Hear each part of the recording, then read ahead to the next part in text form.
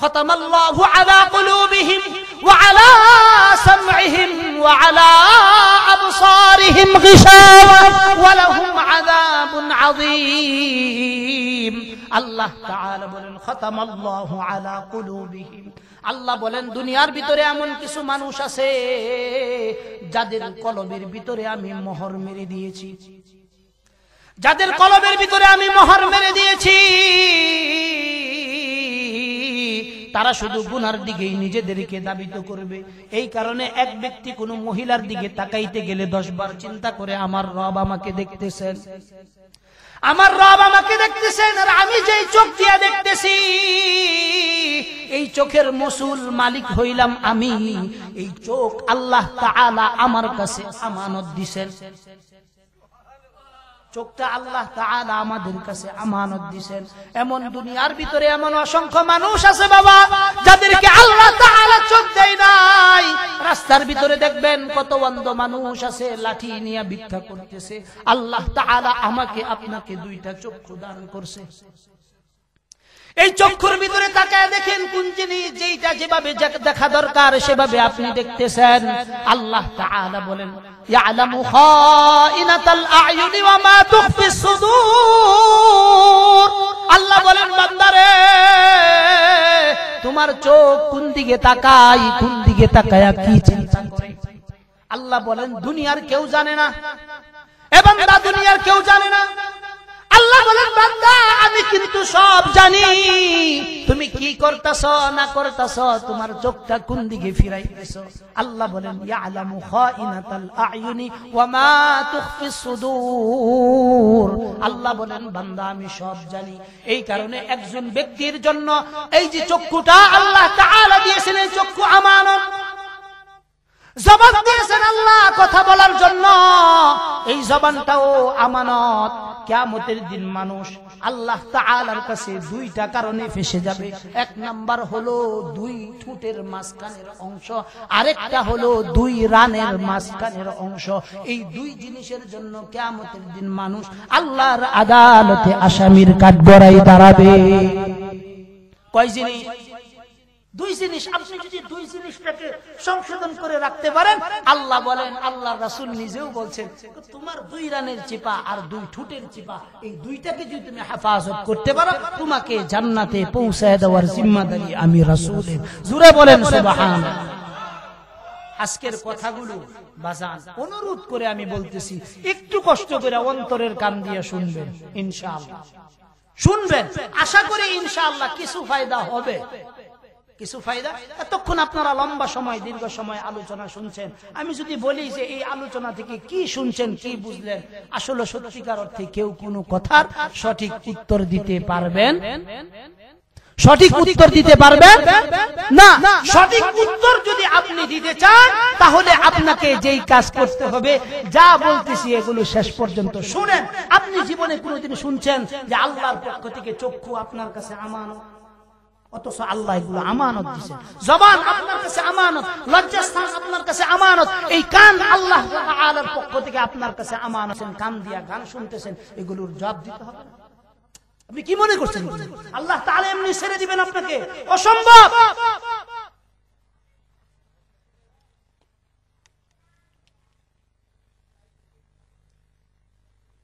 এমনি এমনি আপনাকে সারা হবে না।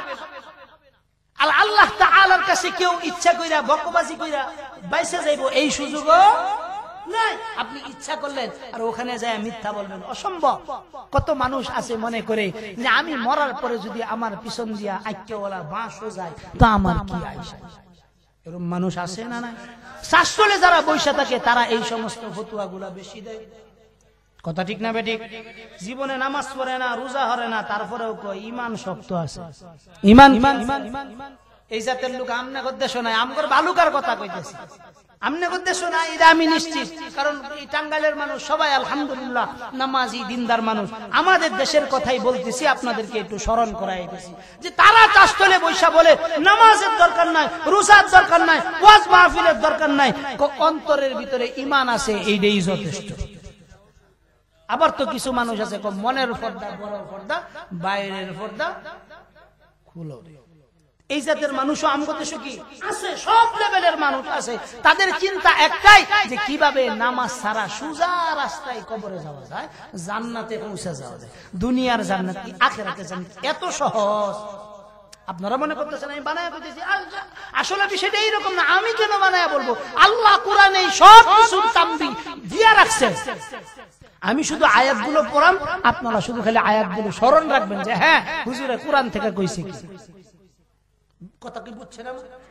আল্লাহ তাআলা সূরা নামলের প্রথম আয়াত আলিফ লাম মিম আহাসিবান নাস আন ইউতরাকু আন ইয়াকুলু আমান্না ওয়া হুম লা ইফতানুন। হুজুর এই আয়াতের তরজমাটা জিগান।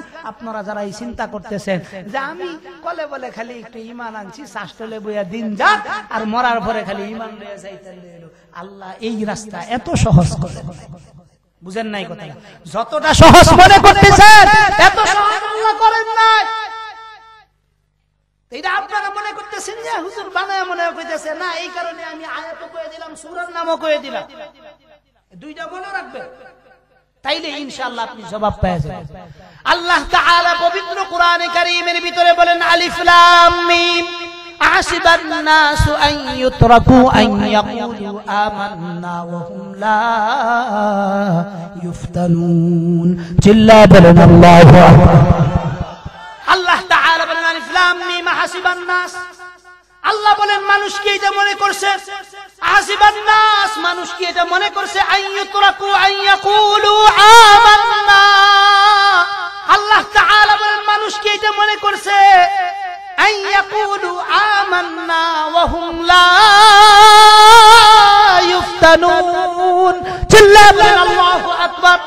আল্লাহ বলেন মানুষ কি এটা মনে করছে যে কিয়ামতের দিন আমার কাছে কইব যে আল্লাহ আমি ঈমান আনছিলাম, এখন আমারে ছাইরা দেন।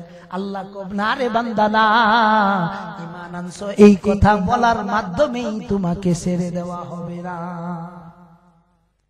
অন্য জায়গায় আল্লাহ তাআলা বলেন আফাহাসিবতুম আন্নামা খালাকনাকুম আবাসা ওয়া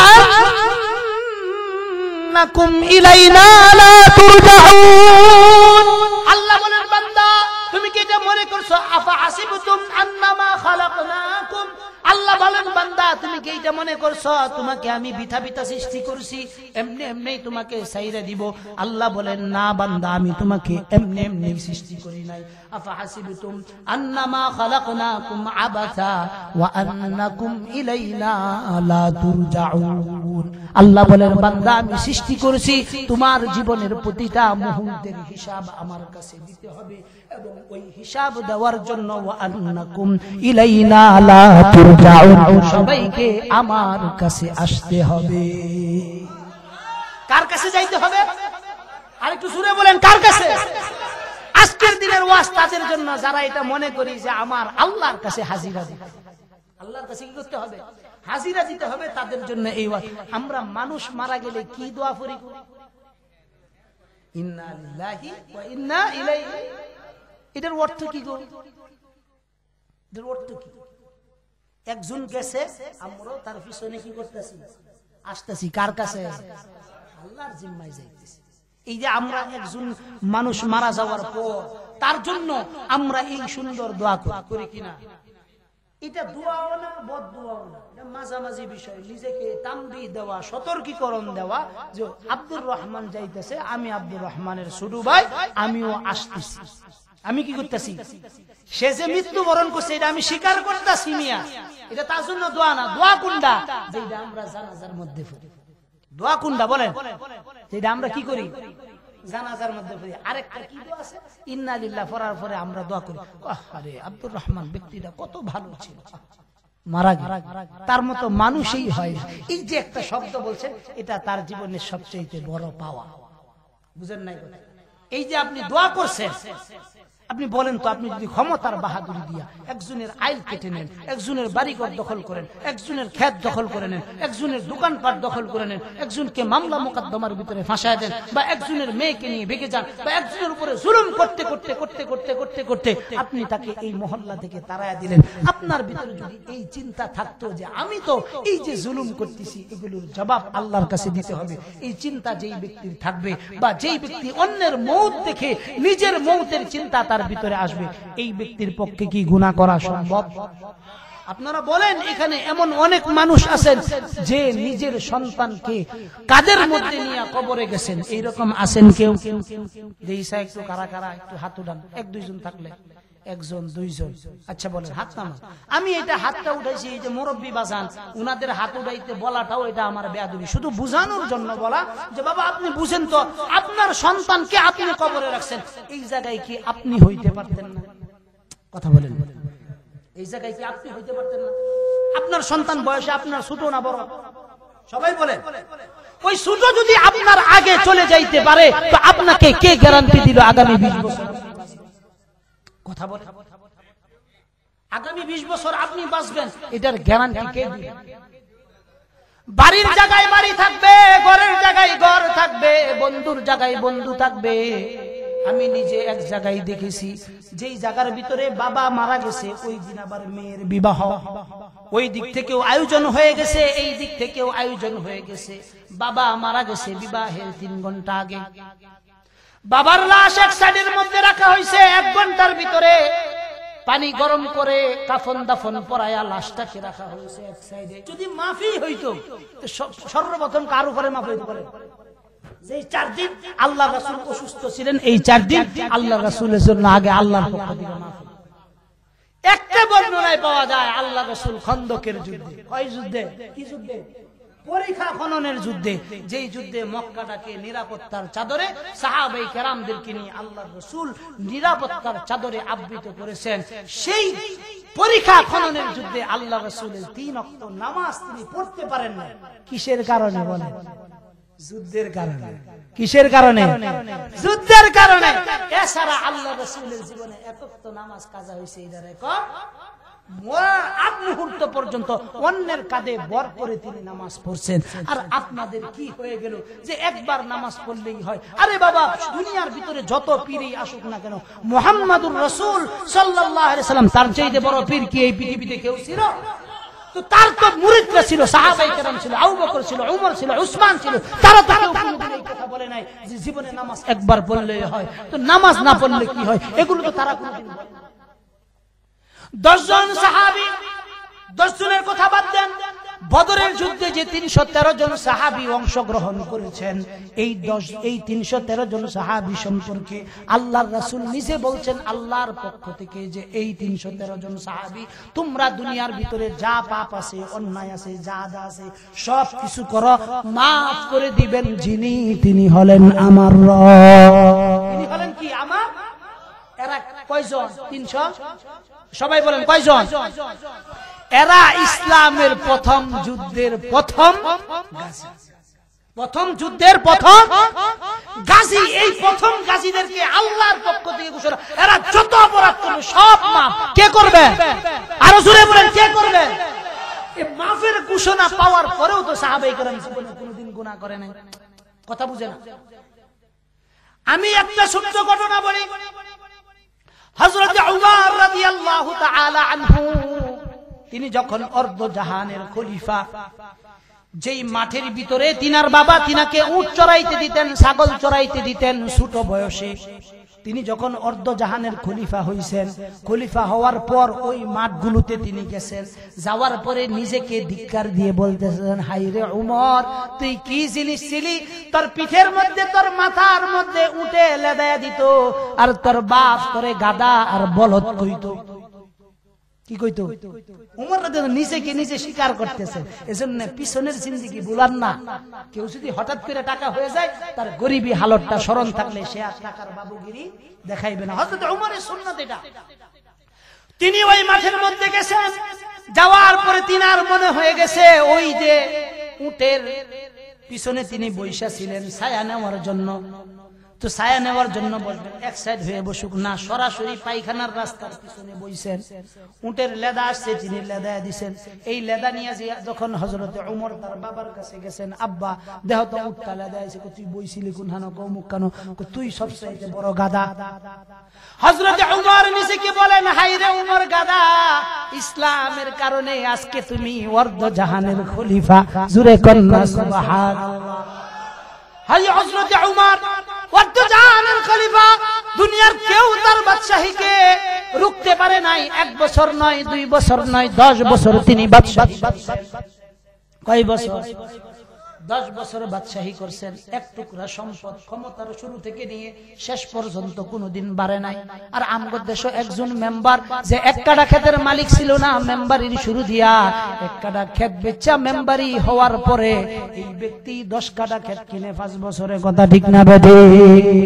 হযরত উমর অর্ধ জাহানের বাদশা, এক রত্তি সম্পদ বাড়ে নাই, বরংস বাইতুল মালের যিনি কোষাগারের মালিক আছেন তারে বলতেছেন যে আমাকে কত বেতন দেওয়া হয়? এত বেতন দেওয়া হয়।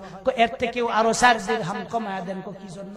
আমি দেখছি আমার বিবি প্রতিদিন কিছু কিছু আটা অতিরিক্ত রাইখা দেয়, অতিরিক্ত জমা করে, এই জমাটা যেন করতে না পারে এজন্য আরো 4 দিরহাম আমাকে কমায়া দেন। অর্ধ জাহানের বাদশা তিনি মৃত্যুর আগে কানতে কানতে এমন অবস্থা হয়েছে যে নামাজের মধ্যে তিনি কানতে কানতে এদিক দিয়া পানির রেখা হয়ে গেছে। হযরত উসমান বার্ধক্যের বয়সে কাঁদতে কাঁদতে চোখ অন্ধ হয়ে গেছে। এই যে সাহাবায়ে কেরাম যারা মাফের ঘোষণা পাইছেন, তারা যদি আল্লাহর ভয়ে নিজেকে এতটা নিচু করে দিতে পারেন, আজকে আমরার অবস্থা কি হয়ে গেছে? সাহাবায়ে কেরাম যদি এই যুগে আমাদেরকে দেখতেন তাহলে তো মুসলমানই মনে করতেন না। কথা ঠিক না বেঠিক বলেন? সাহাবায়ে কেরাম এই যুগে আমরা সেই জাতের মুসলমান, সাহাবায়ে কেরাম দেখলে কইতেন দূর এগুলো ঈমানদারের খাতার ভিতরেই পড়ে। কি জন্য? কারণ এগুলো আমাদের যেই কাজ, যেইভাবে আমরা ঈমানদারি হই, যেইটা আমগর পক্ষে যায় এইটাই ঠিক, আর যেইটা বিপক্ষে যায় এইটা গেলেই ঝামেলা। কথা ঠিক না বেঠিক? অনেক ভাই আছেন জীবনে কোনোদিন নামাজ পড়েন না, দাড়িও রাখেন না, কিন্তু রাসূলের প্রতি মহব্বত আছে, আল্লাহর প্রতি মহব্বত আছে। আছে না নাই? আবার অনেক মানুষ আছে নামাজও পড়ে, রোজাও রাখে, কিন্তু আল্লাহ রাসূলকে গালি দিলে তার দিলের ভিতরে কোনো রহম লাগে না। আছে না নাই? এক যুবক আছে জীবনে নামাজ পড়ে না, কিন্তু তার সামনে রাসূলের বিরুদ্ধে কয়ে দেখেন আপনার পায়ের নলি ভেঙে গেল। আছে না? আছে না? দেখছেন না? কিন্তু আমগোর সামনে কত মানুষ আল্লাহ রাসূলের বিরুদ্ধে কয়, কোরআনের বিরুদ্ধে কয়, হাদিসের বিরুদ্ধে কয়, আমরা তাদেরকে কিছু বলতে পারি না। ফ্যানটা কি ভালো আছে? থাকলে একটু কমে সাইরা দিলে ভালো হয়, তাহলে একটু আরাম করে কথাটা একটু কইতে পারবো আর 10-15 মিনিট যদি সুযোগ হয় আর কি। আর নইলে দরকার নেই, কমায় সাইরেন তাইলে হবে, হালকা পাতা সাইলে। বাবাজিরা কথা আমি অল্প সময়ের ভিতরে শেষ করব, গুরুত্বপূর্ণ কথা এগুলো একটু ভালো করে শুনেন। 1 নাম্বার কথা হলো আমার কাছে আমার জিহ্বা আমানত, চোখ আমানত, চোখ আমানত, আমার সন্তান আমানত, আমার সব কিছু কি আমার কাছে আমানত। হাতটাকে আমার মাথা থেকে নিয়ে আমার পাও পর্যন্ত আমার কাছে বিশ্বাস হইতেছে না? আপনাদের কি বিশ্বাস হইতেছে না এগুলো আমার কাছে, আপনার কাছে আমানত না? ইয়ালামু খাইনাতাল আ'য়ুনি ওয়া মা তুখফিস সুদূর, ইন্নাস সামআ ওয়াল বাসারা ওয়াল ফুআদ কুল্লু উলাইকা কানা আনহু মাসউলা। হুজুর এই আয়াতের তরজমা মাসউলা মানে এই সব কিছুর মাসউল হলো মানে বুঝেন নাই কথা? ইন্নাস সামআ ওয়াল বাসারা ওয়াল ফুআদা কুল্লু উলাইকা কানা আনহু মাসউলা। আল্লাহ বলেন বান্দারে 2টা চক্ষু দিছি, এই 2টা চক্ষু তোমার কাছে আমানত।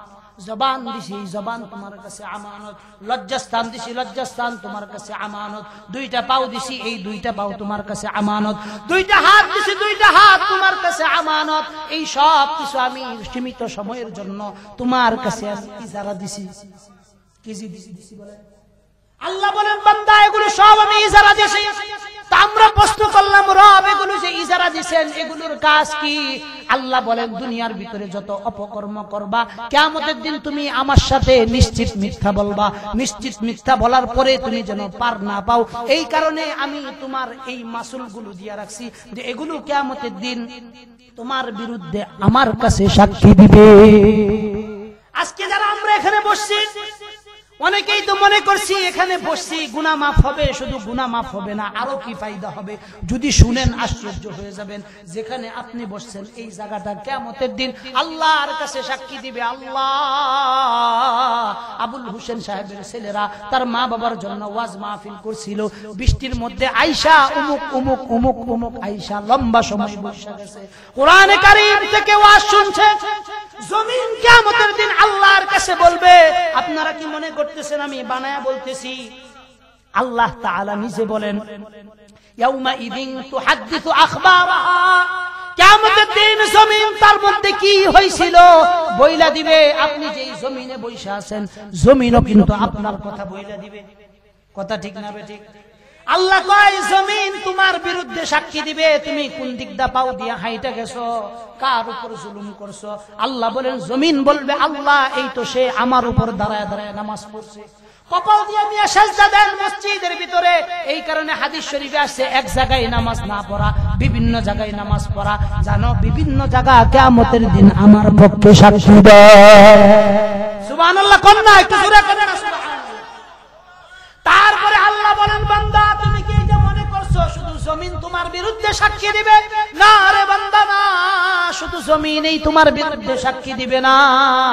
আল্লাহ বলেন, তোমার যে হাত দেখতেছো এই হাত কিন্তু তোমার বিরুদ্ধে সাক্ষী দিবে, চোখ দেখতেছো চোখ তোমার বিরুদ্ধে সাক্ষী দিবে, পাও দেখতেছো পাও তোমার বিরুদ্ধে সাক্ষী দিবে। আপনারা মনে করতেছেন আমি বানায়া বলতেছি? আল্লাহ তাআলা সূরা ইয়াসিনের আয়াত, আল্লাহ তাআলা বলেন, আল-ইয়াওমা নাখতিমু আলা আফওয়াহিহিম ওয়া তুকাল্লিমুনা আইদিহিম ওয়া তাশহাদু আরজুলুহুম বিমা কানু ইয়াকসিবুন। কিয়ামতের দিন আল্লাহ তাআলা এমন কিছু নাফরমান হবে যারা কিয়ামতের দিন আল্লাহর সামনে মিথ্যা বলবে। আল্লাহর সামনে যখন মিথ্যা বলা শুরু করবে, আল্লাহ বলেন জবান বন্ধ হয়ে যা, তোর আর কথা বলার কোনো দরকার নাই। জবানটা যখন বন্ধ করে ফেলবে তালা লাগাই দিবেন, ফেরেশতারে কইবেন তালা লাগা, তালা লাগাইবে। তালা লাগানোর পরে আল-ইয়াওমা নাখতিমু আলা আফওয়াহিহিম, মুখ বন্ধ হয়ে যাওয়ার পরে ওয়া তুকাল্লিমুনা আইদিহিম ওয়া তুকাল্লিমুনা আইদিহিম, আল্লাহ তাআলা বলেন ওয়া তুকাল্লিমুনা আইদিহিম, তোমার দুই হাত তোমার বিরুদ্ধে সাক্ষী দিবে। হাত বলবে আল্লাহ। তারা 5 ভাই ছিল, এক ভাই শিক্ষিত ছিল। বাবা মরে যাওয়ার সময় বাবা মারা গেছে এটা সে নিশ্চিত, কিন্তু অন্য ভাইদেরকে সম্পত্তি থেকে কেমনে ঠকাইবে, এই কারণে বাবার সইটাকে জাল দলিল কইরা অন্য ভাইদের সম্পদগুলো এই শিক্ষিত ভাই বক্ষণ করছে। আল্লাহ রে আল্লাহ বলবো কি দিয়া করছে? আল্লাহ কইব হাত দিয়া কইছে। ওই দিন হাত বলবে, ওই দিন আমার হাত বলবে যে আমাকে দিয়ে এই আকাম করাইছে। ওয়া তুকাল্লিমুনা আইদিহিম ওয়া তাশহাদু আরজুলুহুম বিমা কানু ইয়াকসিবুন। আল্লাহ বলেন ওই দিন তোমার দুই হাত, ওয়া তুকাল্লিমুনা আইদিহিম ওয়া তাশহাদু আরজুলুহুম, দুই পাও আল্লাহ তাআলার কাছে সাক্ষী দিবে। আমার বিরুদ্ধে কি করবে? সাক্ষী দিবে। এই যে আমার বিরুদ্ধে এই সাক্ষীগুলো হয়ে যাবে, তো কতগুলো মামলার আসামি হইলাম, নিজের যে শরীর দ্বারে মহাব্বত কইরা সাজাইতেছি, এই শরীরও আমার পক্ষে থাকবে না, চক্ষু আমার পক্ষে, জবান আমার পক্ষে। বুঝা গেল আমার আপন একমাত্র আমি, কিন্তু এটা হইতে হবে নেক আমলকে। কি কি আমল বলেন? সন্তান বলেন, বউ বলেন, সম্পত্তি বলেন, কোনো কিছুই আপনার জন্য কাজে আসবে না। কোনো কিছুই আপনার জন্য কি হবে না? কাজে আসবে না। একমাত্র কাজে আসবে কি? যেইটা আপনি আপনার আখিরাতের জন্য করে গেছেন ওটাই আপনার জন্য কাজে আসবে। আমি কোরআনে কারীমের আয়াত শুরু দিয়ে পড়ছিলাম, আল্লাযী খালাকাল মাউতা ওয়াল হায়াতা লিয়াবলুয়াকুম আইয়ুকুম আহসানু আমালা ওয়া হুয়াল আজিজুল গফুর। আল্লাহ তাআলা বলেন, বান্দা আল্লাযী খালাকাল মাউতা ওয়াল হায়াতা লিয়াবলুয়াকুম, আল্লাহ তাআলা আমাদেরকে সৃষ্টি করেছেন, সাথে সাথে আরো দুইটা জিনিস সৃষ্টি করেছেন। একটা হলো মাউতা ওয়াল হায়াতা, মউত এবং হায়াত। ফ্যান বন্ধ করে দেন। আল্লাহ তাআলা হায়াত এবং মউত সৃষ্টি করেছেন, কথা ঠিক না বেঠিক? হায়াত এবং মউত এই দুইটা জিনিস আল্লাহ তাআলা আমাদেরকে দিবেন। কোন কারণে? আমরা আল্লাহকে প্রশ্ন করলাম, রব আপনি হায়াত এবং মউত কি জন্য আমাদেরকে দিলেন? আল্লাহ তাআলা বলেন, আল্লাযী খালাকাল মাউতা ওয়াল হায়াতা লিয়াবলুয়াকুম আইয়ুকুম আহসানু আমালা। বিল্লাহ বলেন আল্লাহু আকবার। আল্লাহ বলেন, বান্দারে হায়াত এবং মউত এই দুইটা জিনিস আমি সৃষ্টি করলাম এই কারণে যে আমি দেখবার চাই তোমাদের ভিতরে কে ভালো কাজ করে। কে কি করে? আইয়ুকুম আহসানু আমালা। আল্লাহ কই তোমাদের ভিতরে কে ভালো কাজ করে, এই জিনিসটা আমি দুনিয়ার ভিতরে পরীক্ষা করতে চাই। এখন আপনারা বলেন, আল্লাহ তাআলা আমাদেরকে হায়াত এবং মউত দিয়া এই দুনিয়াতে পাঠাইছেন কোন জিনিস দেখার জন্য? আইয়ুকুম আহসানু আমালা, কিসের জন্য বলেন? ভালো আমল দেখার জন্য। কি জন্য? এই আয়াতটা কয় নাম্বার ফারার, কয় নাম্বার সূরার, কয় নাম্বার আয়াত? কোননি? সূরাতুল মুলকের 2 নাম্বার আয়াত। আজকে সকালবেলা ফজরের সময় নামাজের সময় আয়াতটা দেখবেন ইনশাআল্লাহ।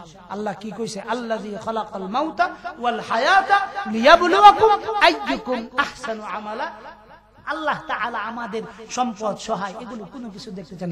আল্লাহ একটা জিনিস দেখতেছেন, আইয়ুকুম আহসানু আমালা। আল্লাহ তাআলা আমাদের ভালো আমল দেখতেছেন। কি দেখতেছেন বলেন? ভালো আমল দেখতেছেন। আমাদের মধ্যে যারই ভালো আমল থাকবে সেই আল্লাহর কাছে মুক্তিপ্রাপ্ত হবে। ওয়া হুয়াল আজিজুল গফুর। আল্লাহ কয় আমার কাছে তো বড় প্রিয় জিনিস হলো এটা যে আমি আমার বান্দাদেরকে maaf করে দেই। জোরে বলেন সুবহানাল্লাহ। আল্লাহ বলেন বান্দা আমি maaf করার জন্য প্রস্তুত। আমি সর্বদাই আমার বান্দাদেরকে আমি maaf করতে চাই। দুনিয়ার কত মানুষ একটা অপরাধ করলে মানুষদেরকে ধরে ধরে শাস্তি দেওয়ার চেষ্টা করে। আল্লাহ বলেন বান্দা আমি রব কিন্তু তেমনটা নই। আমার বান্দা যদি পাহাড় পরিমাণ গুনাহ করে তারপরেও আমি আমার বান্দাকে খুঁজি কোন সময় সে আমার কাছে একবার maaf চাইবে। আল্লাহ বলেন দুনিয়ার মানুষ শাস্তি দেওয়ার জন্য খুঁজে, আর আমি রব আমার বান্দাদেরকে maaf করার জন্য খুঁজি। বাবার এই বিষয়টা আমি বানায় বলতেছি এমনটা না। আল্লাহ তাআলা নিজেই কোরআনে কারীমের ভিতরে বলেন কুল ইয়া ইবাদিয়াল্লাযীনা আসরাফু আলা আনফুসিহিম লা তাকনাতু মির রাহমাতিল্লাহ ইন্নাল্লাহা ইয়াগফিরুদ যুনুবা জামিআ ইন্নাহু হুয়াল গফুরুর রহিম।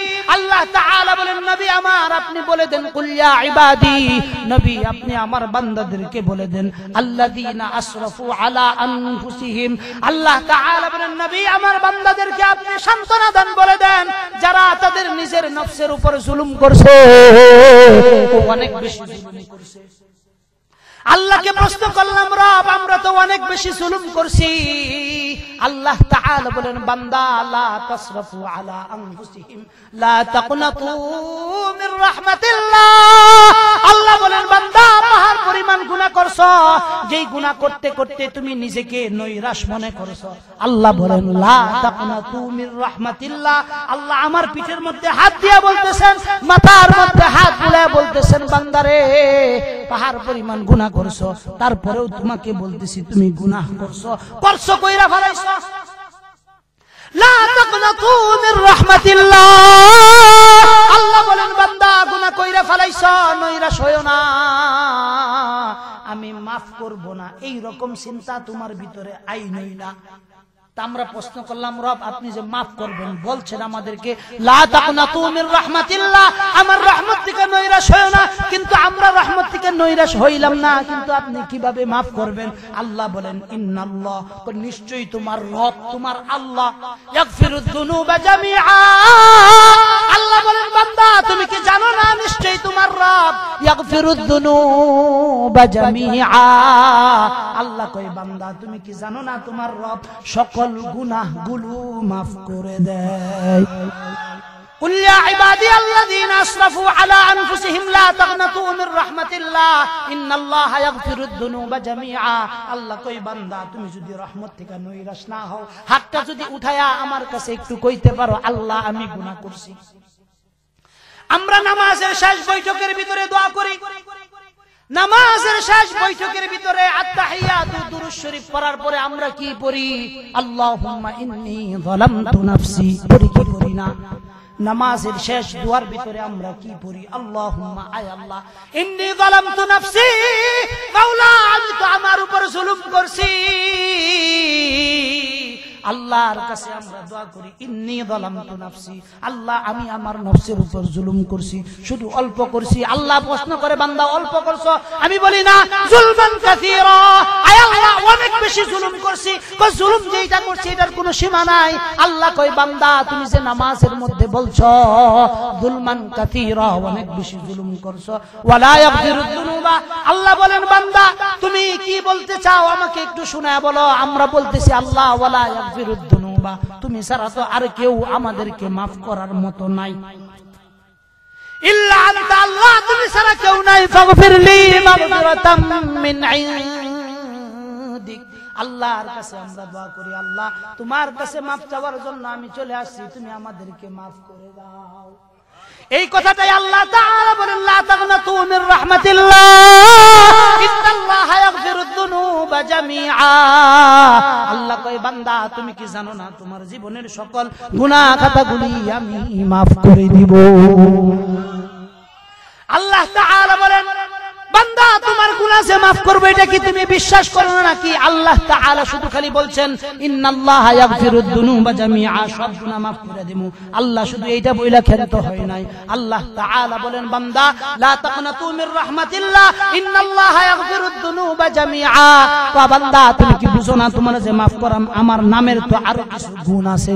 আমরা প্রশ্ন করলাম রব কি গুণ আছে? আল্লাহ তাআলা বলেন ইন্নাল্লাহা ইয়াগফিরুদ যুনুবা জামিআ ইন্নাহু হুয়াল গফুরুর রহিম। চিল্লায়ে বলেন আল্লাহু আকবার। আল্লাহ কয় বান্দা তুমি কি জানো না আমার তো কিছু সিফাত আছে, ইন্নাহু হুয়াল গফুরুর রহিম, আমি রব তো মাফ করতে ভালোবাসি, আমি তো রহমান। আজকের দিনে আপনি যদি আল্লাহর কাছে মাফ চাইতে চান, জীবনটাকে যদি সুন্দর করতে চান, তো আপনার জীবনের প্রথম কাজ হলো আপনি আগে নিজেকে প্রশ্ন করেন আপনি মরবেন কিনা। যদি আপনি মনে করেন যে হ্যাঁ আপনি কবর পথের যাত্রী হবেন, আপনাকে কবরে যাইতে হবে, আল্লাহর কাছে জবাবদিহি করতে হবে, তো বাজি আজকে যে ওয়াজগুলো করলাম এগুলো কি আপনাদের সকলের জীবনের জন্য প্রয়োজনীয় না?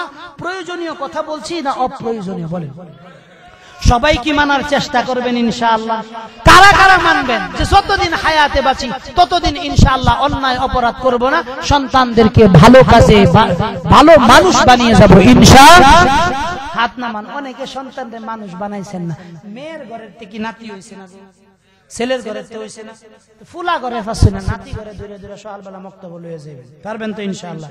মক্তবে লয়ে যায় নাতিরা পড়বো, আমনে বয়ে বয়ে কি অন্য মানুষের গিবত করবেন না, আমনার কাম হইলো হুজুরের লগে বয়ে যাবেন। সাদা হুজুর কি আলিফটা দেখুন যে হুজুর উচ্চারণটা হইতেছে নি, বা এটার উচ্চারণটা হইতেছে নি, তা এটার ছাত্র যদি আপনি হয়ে যান বুড়া বয়সে, ফায়দা কি? দাড়ি যেহেতু পাকছে, বয়স যেহেতু 60-70 হয়েছে, 2 দিন আগে পরে মরাম, এটা তো নিশ্চিত কথা, ঠিক না বেটি? মরে তো যাই আমরা নিশ্চিত। তো মরে গেলে একটা অফার আছে আল্লাহ রাসূলের পক্ষ থেকে, সুন্দর একটা অফার, আমি শুধু জানায়া যাই, মানার কাম আপনাদের। বুঝেন নাই কথা? আমার কাম হইলো রাসূলের পক্ষ থেকে, আল্লাহর পক্ষ থেকে যা জানি বাল্লিগু আন্নী ওয়ালাউ আয়া, আল্লাহর রাসূলের পক্ষ থেকে আমি যা জানছি আপনাদের কাছে পৌঁছাই। আপনাদের কাছে আমি সামি'না ওয়া আতা'না, শুনবেন আমল করবেন, শুনবেন আমল করবেন। যদি আমল করতে পারেন ফায়দা কি? আমি বলতেছি যদি এই বয়সে বুড়া বয়সে আপনি যদি একজন ছাত্র হয়ে যাইতে পারেন, যেমন হুজুর আপনার নামটা আমিনুল ইসলাম সাহেব, উনি আপনাদের নিশ্চয়ই মসজিদের জিম্মাদারিতে আছেন, তো সকালবেলা হুজুরের লগে যায় সেরা পণ্ডিতি আলাপ না কইরা হুজুরের পাশে যায় বইসা একটু যদি হুজুরের ছাত্র হইয়া যাইতে পারেন, আলিফ বা তাসা শিখতে শিখতে আপনি ধরেন না আরো 10 বছরের ভিতরে এই 29টা হরফই বললেন, সমস্যা নাই, কিন্তু ছাত্র তো হইছেন, এটা তো মিথ্যা না কথা, ঠিক না বেটি? আল্লাহ রাসূলের পক্ষ থেকে বিশেষ অফার, কোন ব্যক্তি যদি ইলম শিক্ষা করা অবস্থায় মারা যায়, আল্লাহ রাসূল বলেন এই ব্যক্তি বিনা হিসাবে জান্নাতে যাবে। শুধু বিনা হিসাবে জান্নাতে যাবে না, শহীদ হইয়া তারপরে জান্নাতে যাবে। সুবহানাল্লাহর আওয়াজটা আস্তে হয়ে গেছে, আরেকটু জোরে করেন না সুবহানাল্লাহ। কারা কারা আগামী কাল সকাল থেকে ছাত্র হইবে? ধান খাল আপনার ধান খেতে কোন সার দেন লাগবে, পটল খেতে কোন সার দেন লাগবে, ভেন্ডি খেতে কোন সার দেন লাগবে, করলা খেতে কোন দেন লাগবে, এইটা শিখাইলে শরম হরে না? খালি ফরাটা পারেন কিনা এইটা শিখাইলে শরম হরে কে? কথা কথা এইটার মধ্যে তো শরমের কোনো বিষয় না, কিন্তু এটা তো শরম করে কেন? ওইটা তো শরম করে না। ঘর বানাইতেছেন, কোন কোন জিনিসটা দিলে ঘরটা সুন্দর হবে এটা তো ভালো হয়ে বুঝুন। অন্যের ঘর কেমনে লাগাইতেছে এটা মনে রাখুন মাথার ভিতরে, যে আমার বিদেশ থেকে আমি ঘর করা, এটা মাথায় থাকে না। অন্যের ভূত আলেম হইতেছে, এটা কি আপনার চোখের সামনে বাসে না? তো আপনার সন্তানকে আলেম বানাইতে হবে, এই চিন্তা কি আপনার ভিতরে আসে না? আসে তো, হ্যাঁ? যদি আসে, নিজের সন্তানকে না বানাইতে পারলে অন্যের সন্তানকে না, অন্তত নিজের নাতি নাতনি যা আছে তাদের কেউ না কেউ কে আপনি শিক্ষা দেওয়ার চেষ্টা করবেন ইনশাআল্লাহ। আরেকটা কথা বাজান, সত্যিকার অর্থে আপনারা এখানে যারা আছেন সবাই কি জান্নাতে যাইতে চান? 1 নাম্বার অফার ছাত্র হওয়া, 2 নাম্বার আরেকটা অফার দিতেছে, দুই নাম্বার আরেকটা অফার, সেটা হলো আলাইকুম বিউজালাসাতিল উলামা। উলামায়ে কেরামদের মজলিসে কোনো কাজ নাই, হুজুর একখানা চা খাইতেছে, তার সাইড দিয়ে বইসা যাও, বইসা মাঝে মাঝে চেহারার দিকে তাকায় থাক, কিচ্ছু না। হুজুর করে কেউ জ্ঞান দিয়েন না জীবনে, এই ভুল কাম জীবনেও করেন না। যদি আপনি চান যে আপনার আখিরাতটা সুন্দর হোক, হুজুর করে জ্ঞান দিতে চান, এই কামটা জীবনেও কেউ করেন। হুজুরের কাছে কি করবেন? যায় দোয়া নিবেন, কি দোয়া নিবেন। ফাললে দেখা গেছে হুজুর এক জায়গায় বৈশা চা খাইতেছে, না জানায়া গোপনে হুজুরের চার বিলটা দিয়ে থুয়ে আয়। আবার এটা মনে করেন না যে আমিন হুজুর আগে আমার হিয়া আনিছে, বিষয়টা এরকম না। আমি সেগুলো আপনাদের জন্য লাভবানের বিষয়, যে কোন জিনিসগুলোর দ্বারা আমল ছাড়াও জান্নাতে পাল পাওয়ার কিছু রাস্তা আছে, তার ভিতরে একটা আলেমদের সাথে সুসম্পর্ক রাখা। কোন আলিমান আও মুতাআল্লিমান আও মুহিব্বান আও মুস্তামিআন ফালা তাকুন খামিসান ফাতুলিক। আলেম হও, আলেমের ছাত্র হও, ছাত্র যদি নাও হয় তার অন্তত আলেমরে মুহাব্বতকারী হও, সাহায্যকারী হও। 5 নাম্বারটা হয়ো না। কোনটা? যেটা হাসিনা হইছিল এটা হইও না। কেডা কইতাছে? আল্লাহ রাসূল কইতেছেন। নেতারা যেগুলা ইদানিং হইতাছে যে আলেমগণ, এগুলা হয় না, তাইলে নিশ্চিত জাহান্নামে। দুনিয়ার জীবনও জাহান্নাম, আখিরাতের জীবন তো কোনো কথাই নাই। মরার পরে ফেরেশতার মুগুর যে শুরু হইব, এই মুগুরের কোনো শেষ নাই, কিয়ামত পর্যন্ত চলবে। দুনিয়ার ভিতরে তাও তো টেহা টুয়া দিয়ে হেরা বিচারে দিক সেদিক করা যায়, কিন্তু ফেরেশতা কি কবরে কাম বক্ক চক্কর শুনবো? ফেরেশতা করে কেমনে বানাইছে কবরে এটি জানেন? একটাও চোখে দেখে না, কানে শুনে না, কইতেও পারে। কারণ আমরা কান বাইন, আওয়াজ শুনে কষ্ট লাগতো, এই সুযোগ নাই, চোখকে দেখবো এই সুযোগ নাই, কই থার ভাই, হ্যাঁ উত্তর দেওয়ার কোন সুযোগ নাই। এই তরিকার ফেরেশতা আল্লাহ তাআলা কবরের জন্য বানাইছে। এই কারণে মউত কাবলাল মাউত, হিসাব নেওয়ার আগে, মৃত্যুর আগে নিজের হিসাব মিলায় নেন। তাইলে 1 নাম্বার ওয়াফার, ছাত্র হয়ে যাওয়া। 2 নাম্বার ওয়াফার। আর এই সাইডটা বরযাত্রীরা আসতেছে, খাইতেছে, তারপরে বিদায় নেওয়ার পরে খাবার দাবার, বিবাহ শাদী শেষ, তারপরে বাবার লাশকে জানাজা পড়াইয়া তারপরে দাফন কাফন করা হয়েছে। আমি আপনাকে কথাটা এই জন্য বুঝাইতে চাইতেছি, আপনি যে ব্যক্তি সময়ের কারণে নামাজ পড়তে আসেন না, মসজিদে আসেন না, 10 দিনের জন্য যদি বলা হয় যে তাবলীগ জামাতে যান না, 3 দিনের জন্য সাহাবের জন্য বললে আপনি যান না, 1 চিল্লার জন্য বললে আপনি যান না, 3 চিল্লার জন্য বললে আপনি যান না, 1 সালের জন্য বললে আপনি যান না। আপনি বলেন আমার অনেক ব্যস্ততা, যেই ব্যস্ততার কারণে আমি যাইতে পারবো না। ক্ষেতের মধ্যে আমার করলা আছে, ক্ষেতের মধ্যে আমার ভেন্ডি আছে, ক্ষেতের মধ্যে আমার পটল আছে, এগুলো কে উঠাইবে? এ বাবা, তুমি ক্ষেতের মধ্যে যদি পটল উঠাইতে মারা যাও, ওখান থেকে নিয়ে তোমার পটল উঠানির কোনো কাজ তুমি মরে যাওয়ার পরেও বাকি থাকবে না, কেউ না কেউ চালায়া যাবে। কিন্তু আপনি আমি মরার পরে দুনিয়ার আমলনামা যদি আমার আপনার ভালো না হয় বাবা,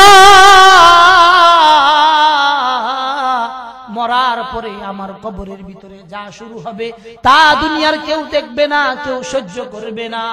একমাত্র কবরের আযাবগুলো, আমার নিজের অপরাধের আযাবগুলো আমার নিজেকেই সহ্য করতে হবে। এই কথা যে বিশ্বাস করেন, আজকে থেকে ওয়াদা করেন, যতদিন বেঁচে থাকবেন ততদিন কি 1 ওয়াক্ত নামাজ কেউ ছাড়বেন? ইচ্ছা করে হাত উঠান, আল্লাহর কাছে তওবা করেন যে আল্লাহ, জীবনে যত নামাজ বাদ দিয়েছি এগুলো তো বাদ দিয়েছি, ভবিষ্যতে আর যতদিন বেঁচে থাকবো কোনোদিনও বিনা উযরে 1 ওয়াক্ত নামাজ বাদ দিব না। আল্লাহ যেন আমাদেরকে এই ওয়াদার উপর আমল করার তৌফিক দান করেন। মৃত্যুর ভয়টা একটু নিজের ভিতরে নিয়ে আসে। মউতু কাবলাল মাউত, মৃত্যুর আগে যদি আপনার চিন্তা মৃত্যুর চলে আসে, যে আপনি যদি এখন একটু মুরাকাবা করেন যে আমি আব্দুস সাত্তার, একটু চিন্তা করি তো এই মুহূর্তে আমি মারা গেছি, চক্ষুটা একটু মুঞ্জে, চক্ষুটা একটু বন্ধ করেন, চক্ষুটা একটু বন্ধ করেন। বন্ধ করার পর এবার আপনি চিন্তা করেন আপনার কাছে আজরাইল চলে আসছে, আপনার শরীরের অঙ্গ প্রত্যঙ্গগুলোর অবস্থা কি হয়েছে? রূহটা পুরো শরীরের ভিতরে দৌড়াইতেছে, দৌড়াইতে দৌড়াইতে সমস্ত রোগের ভিতরে যখন যায় গেছে, ঢুকে যাওয়ার পর আজরাইল আলাইহিস সালাতু ওয়াস সালাম কলিজা টলিজা রক্ত সব কিছু ফেরে বদকারের রূহকে বের করে আনছে। এই যে রূহ বের করে আনছে, চোখ মটকাই দিতেছে, পাও খিচুনি দিতেছে, শরীরটা পুরো ঝাঁকুনি দিতেছে। এই যে এত কষ্টের মৃত্যু হইতেছে, মৃত্যু হওয়ার পর রূহটা চলে গেছে। রূহ চলে যাওয়ার 10 মিনিটের ভিতরে দেখেন আপনার সঙ্গে কি কি আচরণ হয়। 1 নাম্বার আচরণ বাবা, আপনি যে স্ত্রীর সঙ্গে 60 বছর 70 বছর 40 বছর ঘর সংসার করলেন, আপনার মৃত্যুর সঙ্গে সঙ্গেই আপনার স্ত্রী আপনার থেকে আলাদা হয়ে গেছে। কথা ঠিক না বেঠিক? আপনার স্ত্রী আপনাকে আর দেখবে না। বুঝা গেল 60 বছরের সম্পর্ক, আপনার রূহ যতদিন ছিল ততদিন সম্পর্ক ছিল। রূহ যখন আপনার বডি থেকে আলাদা হয়ে গেছে, এই বডির মূল্য আপনার স্ত্রীর কাছে আর কিছু না। প্রথম নাম্বার, প্রিয়তমা স্ত্রী আপনার থেকে কি হয়ে গেল? আলাদা হয়ে গেল। মুহাব্বতের যে সন্তান কাছে আছে, এই সন্তান 5 মিনিট আপনার জন্য ঠাটা মেরে চিৎকার দিয়ে একটু কান্নাকাটি করবে। কান্নাকাটি করার পর কি করবে? 5 মিনিটের ভিতরে আপনার চোখগুলো কেমনে তাকায় আছে, পাগুলো বেঁকা হয়ে আছে কিনা, হাতগুলো ঠিক মতো আছে কিনা, এই সব কিছু ঠিক করার কাজে ব্যস্ত হয়ে যাবে। কে? সন্তান, মুহাব্বতের সন্তান, যার জন্য আমি হারামকে হারাম মনে করি না, যার জন্য আমি সুদ খাইতেও দ্বিধা মনে করি না, যার জন্য আমি ছোট ভাইকে ঠকাইতেও দ্বিধা মনে করি না, যার জন্য আমি বোনের ওয়ারিস দিতেও কোনো সময় বোনের ওয়ারিস দেই না, যে আমার সন্তানগুলো ভালো থাকবে। এই সন্তানই আমার নাক দিয়া তুলা দিতেছে, পাও সোজা করে দিতেছে, এগুলো যে করতেছে আমি সব দেখতেছি, কিন্তু বলার কোনো শক্তি থাকবে? বলার কোনো শক্তি করবে না। এজন্য কোরআনে কারীমে আল্লাহ তাআলা বলেন, কুল্লু নাফসিন যায়িকাতুল মাউত ওয়া ইন্নামা তুওয়াফাউনা উজুরাকুম ইয়াওমাল কিয়ামাহ ফামান যুহজিহা আনিন নার ওয়া উদখিলাল জান্নাতা ফাকাদ ফাজ ওয়া মাল হায়াতুদ দুনিয়া ইল্লা মাতাউল গুরুর। আল্লাহ তাআলা বলেন, কুল্লু নাফসিন যায়িকাতুল মাউত। আল্লাহ তাআলা আমাদেরকে ডাক দেন, হে আব্দুর রহমান, আব্দুস সাত্তার, আব্দুর রহিম, তোমাদেরকে আমি বলতেছি, তোমাকে আমি জীবন দিয়েছি, মৃত্যু তোমার আসবেই, এতে কোনো সন্দেহ নাই। তোমার ঘরের ভিতরে আসবে, তোমার সন্তানের হাতে তোমার মওত হবে। তুমি সন্তানের কাছে মওত যখন আসবে, সন্তান তোমার নাকের মধ্যে তুলা দিবে, পাগুলো সোজা করে দিবে। এই সন্তানই 4 ঘন্টা পর আত্মীয় স্বজনদের পাঠিয়ে দিবে, বাজারের মধ্যে যাও, কাফনের কাপড় নিয়ে আসো, পাতিলার মধ্যে বড়ই পাতা দিয়া গরম পানি হবে। অন্যরা করবে না, নিজের সন্তান করবে, নতুন নিজের বোন করবে, নিজের ভাই করবে, ভাই বউ পানিগুলো গরম করবে। যারা আমার সবচাইতে মুহাব্বতের মানুষ ছিল, মুহাব্বতের মানুষগুলোই আমার জন্য এই কর্মগুলো করতেছে। শুধু এই কর্ম করতেছে তা না, আল্লাহ বলেন, বান্দারে, যখন তুমি মরে গেলা, তোমার দুনিয়ার সকল সম্পর্কগুলো বিচ্ছিন্ন হয়ে গেছে। ভাই তোমাকে চিনবে না, বন্ধু বন্ধুকে চিনবে না, কেউ কাউকে চিনবে না। এটাই দুনিয়ার সম্পর্ক। এগুলো আগে ওয়াজ বুঝাইতে গেলে আমাদের কষ্ট ছিল, কিন্তু 2018 সালে যখন এই দেশে করোনা আসছে, এখন কবরের কষ্ট, একজন যে আরেকজন থেকে দূরে সরে যাবে, এইটার ওয়াজ এখন বুঝাইতে আর কষ্ট হয় না। ভালুকার ভিতরে অনেক মানুষ মারা গেছে, আমরা দেখেছি। ভালুকার ভিতরে আমাদের উথুরা ইউনিয়নে একজন বাবা মারা গেছেন, তার সন্তান বাবার লাশ ফেলে চলে গেছে, স্ত্রীও চলে গেছে, মেয়েরাও চলে গেছে। আমরা খবর পাইয়া আত-তাকওয়া ফাউন্ডেশনের পক্ষ থেকে ওই বাবার লাশটা আমরা গ্রহণ করছি। নিজেরা কাপড় চোপড় পরায়া কাফন দাফন করাইছি, জানাজা পড়ায়া কবরস্থ করছি, আমরা করছি। সন্তান ফালায়া রেখে গেছে, ছেলে ফালায়া রেখে গেছে, স্ত্রী ফালায়া রেখে গেছে, ছেলের জামাইয়ের জামাইও শ্বশুরকে রাইখা চইলা গেছে, কিন্তু আমরা তাদেরকে ফালাই নাই।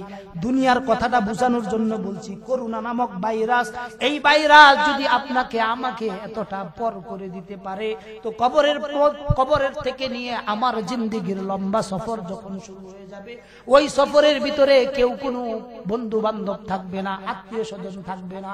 আপনার আত্মীয় স্বজন দুনিয়ার মামলায়, আখিরাতের মামলায় কোনো আত্মীয় স্বজন নাই। আখিরাতের মামলায় শুধু একটা আত্মীয় স্বজন আছে। 1 নাম্বার আত্মীয় হলো যদি আপনি ভালো কোনো সন্তান দুনিয়াতে রাইখা যান। 2 নাম্বার এমন কিছু ইলম, যেই ইলম আপনি অন্যদেরকে শিক্ষা দিয়ে গেছেন, অথবা এমন কিছু সদকায়ে জারিয়ার কাজ, যেই জারিয়ার কাজটা হলো পানি বান্দা থেকে আসতেছেন, ছোট একটা ব্রিজ পাইছেন, এই ব্রিজটা ভাঙিয়া গেছে, কেউ নাই করে দেওয়ার, সরকারও ক্ষমতায় নাই, তো কি করা? আল্লাহ আমাকে টাকা দিছে, 5 লাখ টাকা দিয়ে ব্রিজটা করে দিলাম, এই যে সদকায়ে জারিয়া করে দিলাম। এই 3টা কাজ ছাড়া আর কোনো কাজ কবরের ভিতরে কারো জন্য কাজে আসবে না। কারো জন্য কি করবে না? কাজে আসবে না। দুনিয়ার সার্থকতা এতটুকু নেই, আপনি নিজে যা খাইতে পারলেন আর পড়তে পারলেন, এরপরে যা রেখে গেছেন সবকিছুর জন্য আপনার জবাবদিহি হতেও হবে, কোনো সন্দেহ নেই। আপনি সন্তানের জন্য 10 পুরা ক্ষেত রেখে গেছেন, 10 বিঘা ক্ষেত রেখে গেছেন, সন্তান আপনি মারা যাওয়ার পরে এটারে মানুষ বানায় পেয়ে যান নাই, তো সন্তান কি করছে? ক্ষেত বেচছে আর গাঁজা খাইছে, ফেন্সিডিল করছে, রাজনীতি করছে, অন্যের উপর জুলুম করছে।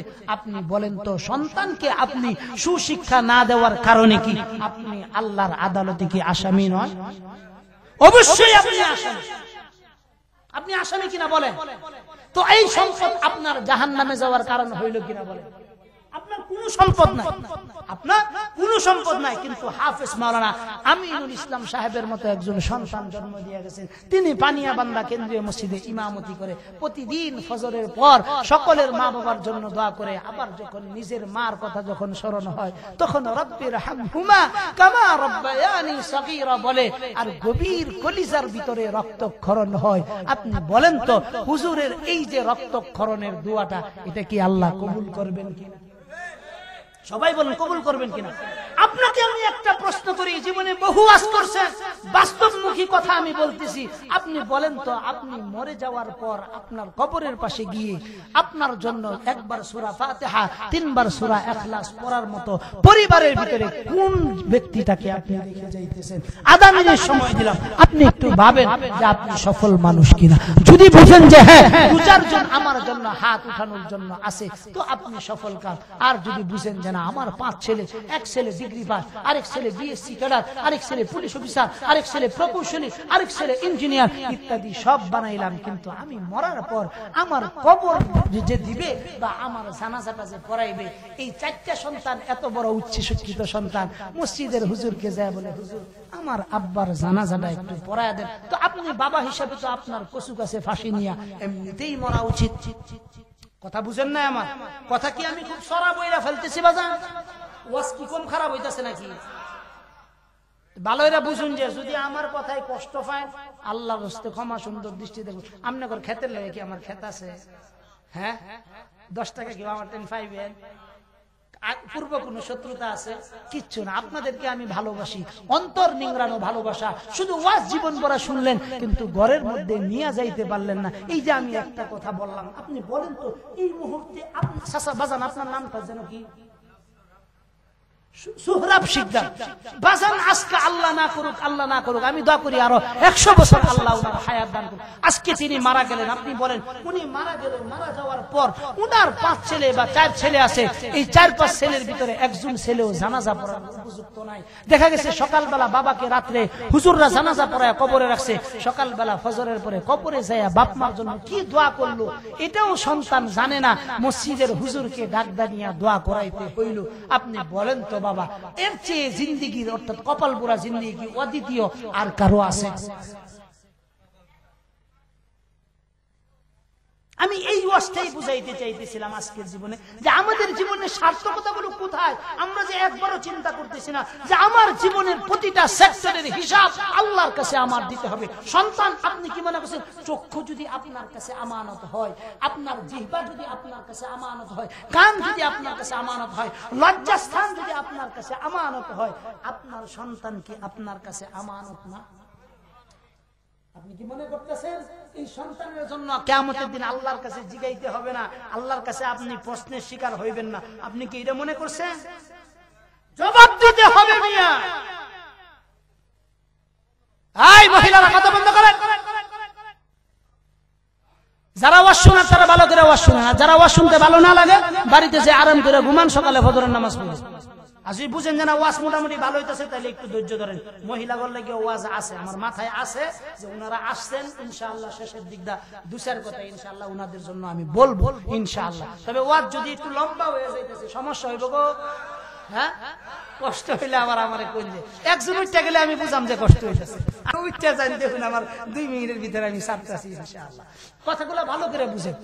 আপনি আপনার জীবনকে তো তখনই আপনার জীবন সুন্দর যখন আপনি মরে যাওয়ার পর দেশের মানুষ বলে ব্যক্তিটা ভালো ছিল, আপনার সন্তানও বলে ব্যক্তিটা ভালো ছিল, পাড়াপড়শি সবাই বলে যে না এই মুরব্বী ব্যক্তিটা অনেক ভালো ছিল, তো আপনার জীবন সফল কাজ। কথা ঠিক কি ঠিক না? আর যদি কেউ বলে যে এর মতো খারাপ ছিল না, 10 জন যদি আপনার নামে খারাপের সার্টিফিকেট দেয়, এতটুকু নিশ্চিত থাকেন আপনি বড় মামলার আসামি, বড় মামলার কি হয়ে গেলেন, আসামি হয়ে গেলেন। এই কারণে কথাগুলো খুব ভালো করে বুঝেন যে এই দুনিয়াতে আমি চিরকাল থাকবো না। আমার চক্ষু যেই রকম আমার কাছে আমানত, জিহ্বা যেই রকম আমানত, কান যেই রকম আমানত, লজ্জাস্থান যেই রকম আমানত, তেমনি ভাবে আমার সন্তানও আমার কাছে আমানত। কথা ঠিক কি ঠিক না বলেন? আপনারা মনে করতেছেন আমি বানায়া দিতেছি না।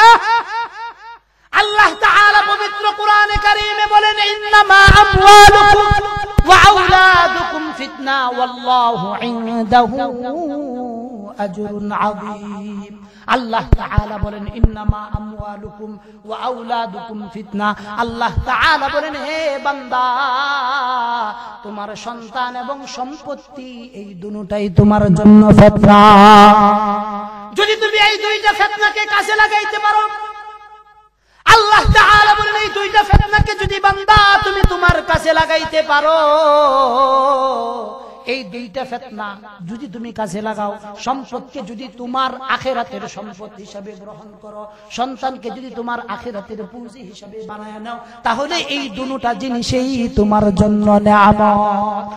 আর যদি তুমি তোমার সন্তানকে মানুষ করতে পারলা না, কুরআনে কারীমে অন্য জায়গায় আল্লাহ তাআলা বলেন আল মালু ওয়াল বানুন জিনাতুল হায়াতিদ দুনিয়া ওয়াল বাকিয়াতুস সালিহাত খায়রুন ইনদা রাব্বিকা সাওয়াবান ওয়া খায়রুন আমালা। আল্লাহ বলেন সন্তান সম্পত্তি এগুলো সব হলো দুনিয়ার সৌন্দর্য।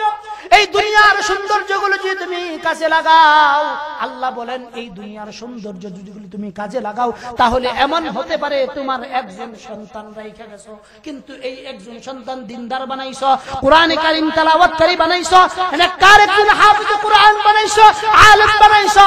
তো তুমি মারা যাওয়ার পর কবরের পাশে যায়া সন্তান যখন হাত উঠাইবে, সূরাতুল ফাতিহা তেলাওয়াত করবে, 3 বার সূরা ইখলাস পড়বে, সূরা ইয়াসিন পড়বে, সূরা ওয়াকিআ পড়বে, সূরা রহমান তেলাওয়াত করে আল্লাহ তাআলার কাছে ফরিয়াদ করবে, চোখের পানি ফালাইয়া কলিজা নিংড়ানো দোয়া।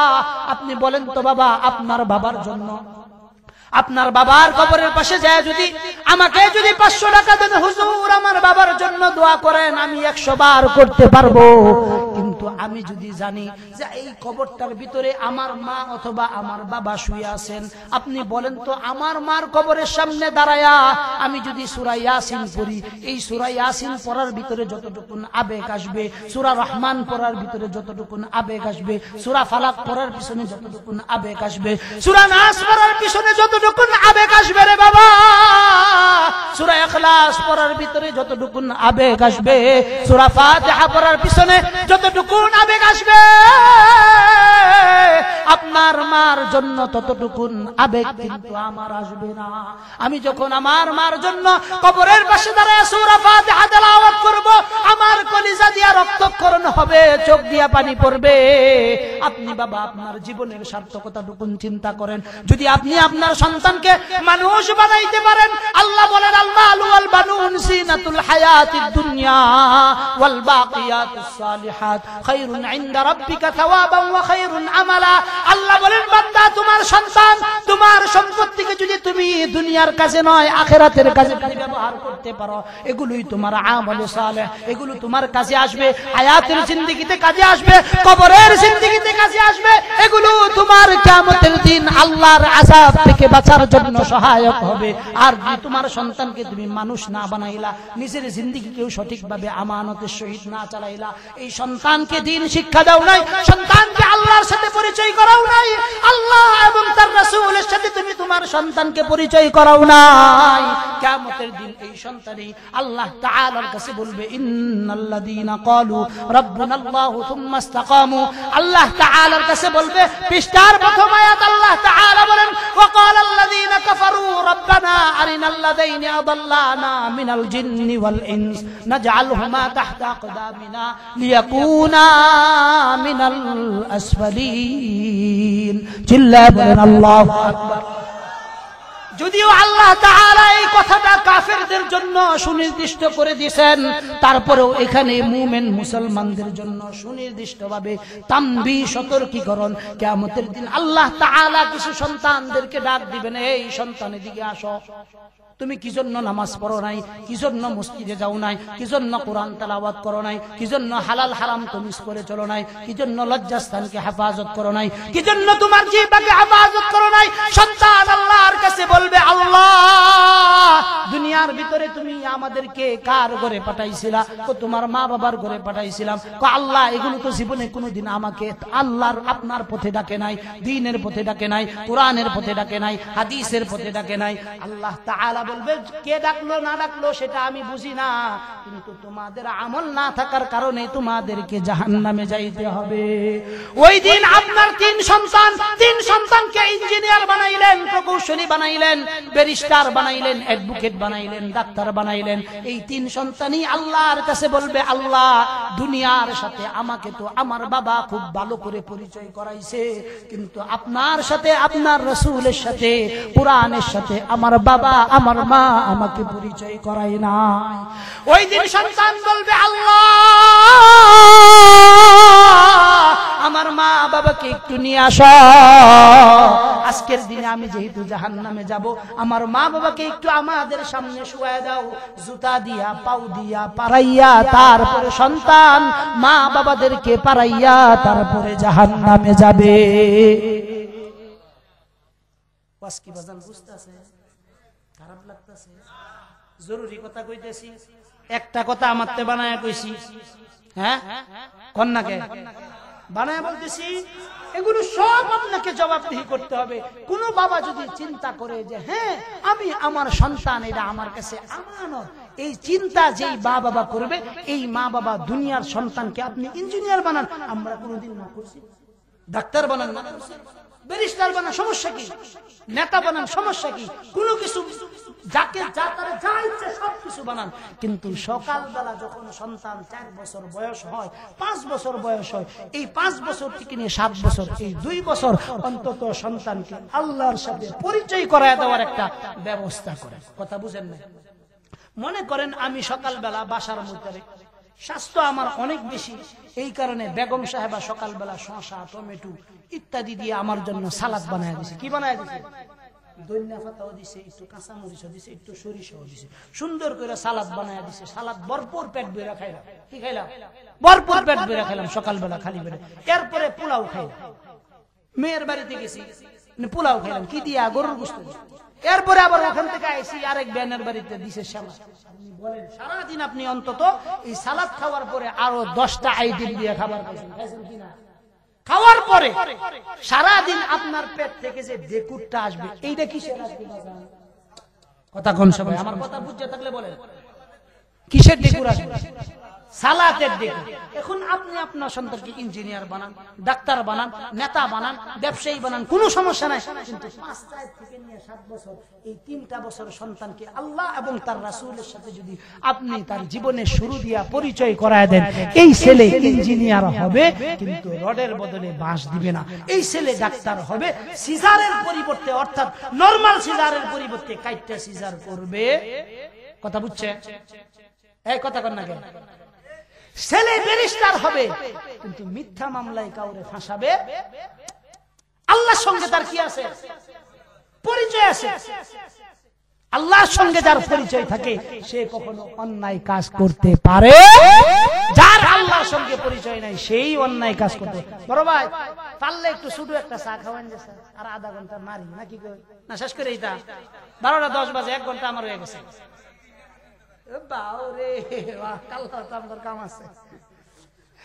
আচ্ছা খুব ভালো করে খেয়াল করেন কথাগুলো, যে কই মিনিটেই বলি, অর্থাৎ বিষয় আমি জি ভাই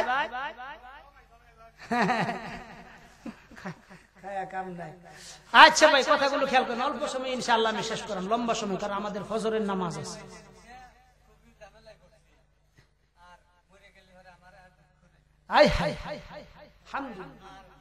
না না, মারার পরের থেকেই দুঃখ, অথচ দুঃখ তো শুরুই হয় না।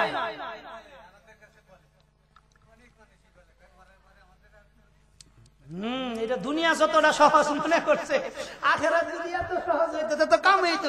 তার আম করে নামাজ রোজা শীতের সময় সকালবেলা এত কষ্ট করে ফজরের নামাজ পড়ার দরকার কি? ফজরের নামাজ পড়ার দরকারটা কি?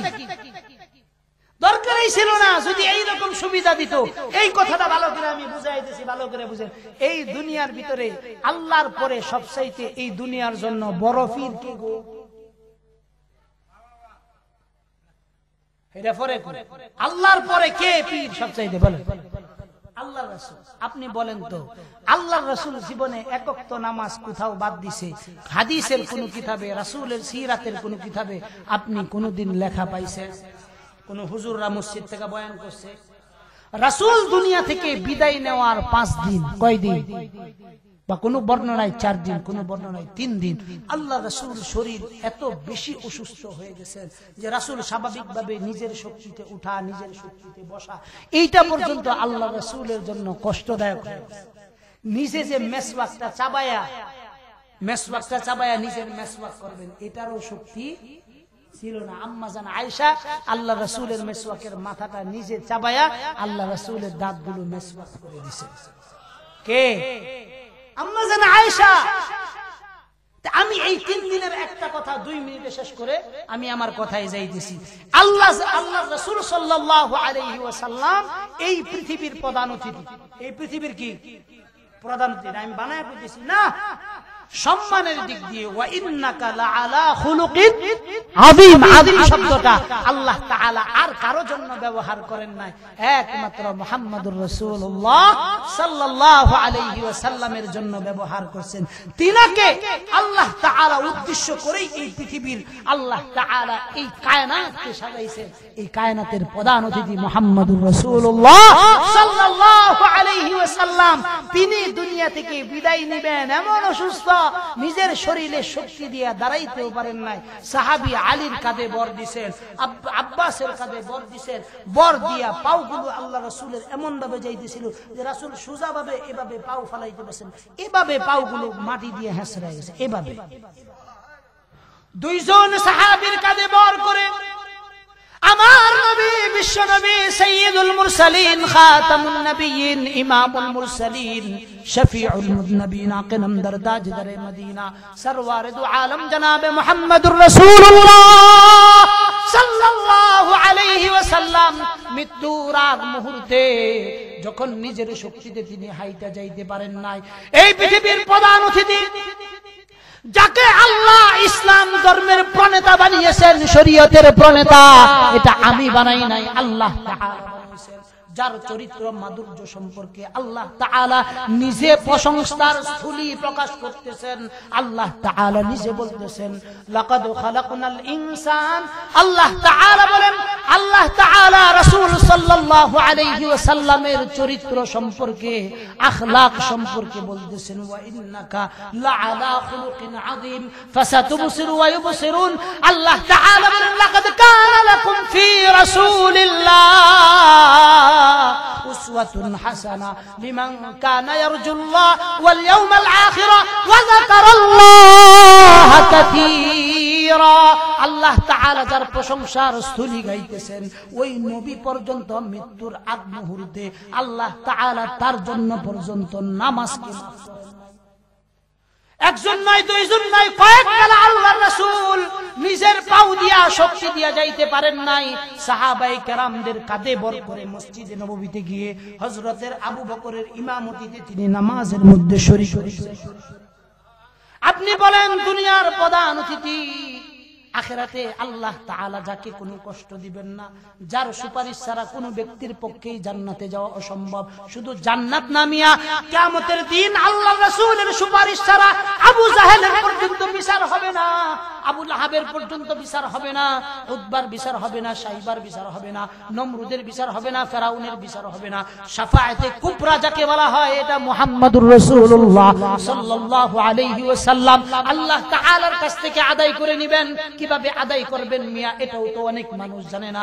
মাকামে মাহমুদের ভিতরে আল্লাহ রাসূল সাল্লাল্লাহু আলাইহি ওয়াসাল্লাম কুদরতি কদমের নিচে, আল্লাহ তাআলার কুদরতি কদমের নিচে 50,000 বছর পর্যন্ত সিজদার মধ্যে পয়দা থাইকা আল্লাহ তাআলার এত বেশি গুণগান করবেন। গুণগান করতে করতে গুণগান করতে করতে আল্লাহ তাআলার রহমতের দুয়ারে একটু জোশ আসবে। জোশ আসার পরে আল্লাহর রাসূলকে আল্লাহ তাআলা বলবেন নবী আমার মাথা উঠান, ইসবা রাসা, নবী মাথা উঠান, আপনি সুপারিশ করতে থাকেন, যাদেরকে মন চাই তাদেরকে নিয়ে আপনি জান্নাতে যান। রাসূল জান্নাতে যাবে, নিজের দলবল নিয়ে জান্নাতে যাবে, কিন্তু এমন কিছু ব্যক্তি থাকবে যাদেরকে আল্লাহর রাসূলের কাছে বিরতে দেওয়া হবে না। আমি বানায়া বলতেছি, বিষয়টা এই রকম না। আল্লাহর রাসূলের সামনে অনেক উম্মত যাবে, হাজার হাজার লক্ষ লক্ষ উম্মত যাবে, যেই উম্মতদের মুখে জীবনে কোনোদিন দাড়ি ছিল না, সুন্নত ছিল না, একটা মাত্র প্রকাশ্য সুন্নত, যেইটা আপনি একবার রাইখা দিলেই নেকি, ঘুমায় থাকলেও ফেরেশতা নেকি লেখে, জাগনা থাকলেও ফেরেশতা নেকি লেখে, নামাজ যখন পড়েন তখন নেকি অর্জন হয়, রোজা যখন রাখেন তখন নেকি অর্জন হয়, জিকির যখন করেন তখন নেকি অর্জন হয়। কিন্তু দাড়ি যখন আপনি রেখে দেন কিছু করতে হয় না, দাড়ি যতক্ষণ আছে 70টা ফেরেশতা নেকি লিখতে থাকে। এমন অনেক উম্মত যাবে যাদের জীবনে কোনোদিন রাসূলের সুন্নাত দাড়ি রাখে নাই, তো তারা যখন আল্লাহর রাসূলের কাছে যাবে, খুব কাছাকাছি যখন যাবে, ফেরেশতারা আল্লাহর রাসূল এবং উম্মতের মাঝে এই রকম একটা পর্দা দিয়ে দিবেন, আল্লাহর রাসূল পেরেশান হয়ে যাবেন, হাই রে আমার উম্মতদেরকে এখানে দেখলাম কই গেল। হাউজে কাউসারের কাছে যাবে, অনেক নাফরমান উম্মত যাবে আল্লাহর রাসূলের কাছ থেকে হাউজে কাউসারের পানি পান করার জন্য, ফেরেশতা মাঝে দিয়ে এরকম পর্দা দিয়ে দিবে রাসূলের মাঝে আর উম্মতের মাঝে। তো ফেরেশতাদেরকে আল্লাহর রাসূল জিজ্ঞাসা করবেন, আমার উম্মতরা আসতেছে, তোমরা কেন পর্দা দিলা, আমার উম্মতগুলো কই গেল? ফেরেশতাদের কাছে ফেরেশতা আল্লাহর রাসূলের কাছে উত্তর দিবে, ইয়া রাসূলুল্লাহ, ইয়া হাবিবাল্লাহ, রাসূল এরা তো আপনার ওই সমস্ত উম্মত, যেই সমস্ত উম্মতরা আপনি চলে আসার পর আপনার দ্বীনের কোনো দারদারে নাই, ধর্মের কোনো দারদারে নাই, নামাজের কোনো দারদারে নাই, রোজার কোনো দারদারে নাই, হজের কোনো দারদারে নাই, আপনার খতমে নবুয়তের চাদর নিয়ে কাদিয়ানীর বাচ্চারা টানাটানি করছে, এগুলো নিয়ে কোনো দারদারে নাই, এই রকম কোনো কিছু করে নাই। আল্লাহর রাসূল সাল্লাল্লাহু আলাইহি ওয়াসাল্লাম ওই দিন মনের কষ্টে বলবেন, সুকান সুকান দুরহ। তারপরে আরেকটা জিনিস হবে, যেই জিনিসটা আল্লাহর রাসূল বলেন নাই, আল্লাহ তাআলা নিজেই আমাদেরকে নকল করে কোরআনে কারীমের ভিতরে বলে দিবেন। আল্লাহ তাআলা বলেন, ওই দিন রাসূল আল্লাহ তাআলার কাছে নালিশ করবে, আল্লাহ তাআলার কাছে বলবে, ইয়া রাব ওয়া ক্বালার রাসূল, রাসূল ওই দিন বলবেন, ইয়া রাব্বি ইন্না কওমি ইত্তাখাযু হাযাল কুরআন মাহজুরা। চিল্লা বলেন আল্লাহু আকবার। ওই দিন রাসূল বলবেন, রব এরা তো আমার ওই সমস্ত উম্মত যাদের কাছে আমি আমার কুরআন রেখে আসছিলাম, যাদের কাছে আমি আমার কিতাব সুন্নাহ রেখে আসছিলাম, যাদের কাছে আমার মসজিদগুলো আমানত রেখে আসছিলাম, যাদের কাছে আমার দাড়ি সুন্নতগুলো আমানত রেখে আসছিলাম, এরা তো আমি চলে আসার পর আমার সুন্নতের কোনো দারদারে নাই, আমার কোনো দারদারে নাই, আমার খতমে নবুয়তের কোনো দারদারে নাই, নামাজ পড়ে নাই, রোজা রাখে নাই, হজ করে নাই, যাকাত দেয় নাই, কোনদিন কোনো নেক কাজ করে নাই। ওই দিন আল্লাহ তাআলার কাছে আপনার আমার নবী আপনার জন্য আমার জন্য নালিশ করবে। কাদের জন্য জানেন? ওই যে যারা কইছে মইরা গেলে যায়, এদের বিরুদ্ধে আল্লাহর কাছে কে নালিশ করবে? আর সুরা বলেন, কে নালিশ করবে? আল্লাহর রাসূল যার বিরুদ্ধে নালিশ করে তার জন্য হাবিয়া দুজক ছাড়া আর কিছু। কথা বুঝেন নাই? কথা আল্লাহর রাসূল তার জন্য নালিশ করবে, এগুলো বইলা দিলাম, সে জীবনে কোনোদিন নামাজের দাঁত ধরে নাই। আরে বেটা বন্ড, তুই বন্ড ফিরের ফিসরে ঘুরস, আবার জীবনে নামাজ বলে একবার পড়লি, আছে না না?